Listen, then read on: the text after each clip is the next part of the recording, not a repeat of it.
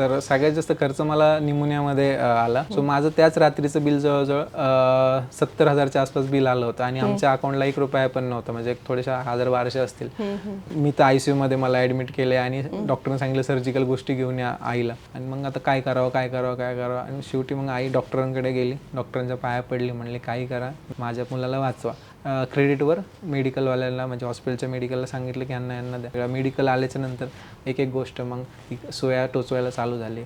मग ते सुया माझ्या बॉडीमध्ये जात नाही, वेन सापडत नाही, कोलॅप्स होत आहेत, त्याच्यानंतर स्लिप होत आहेत. मग पोरट टाकायचा प्रयत्न केला. मग एक डाव्या हाताची शिर कापून मग पोरट टाकली, एक मानेत सुई टाकली, मानेत पण जवळ 7-8 वेळा सुई घातल्याच्या नंतर म्हणजे पूर्ण हात पाय सगळे टोचून झाले माझे. असं एकही जागा राहिली नाही हातापायाची जिथं सुई टोचली गेली नाही, पण ती वेन सापडलीच नाही. शेवटी ती एक वेन कापावं लागली आणि दुसरी मानेत टाकावं लागली.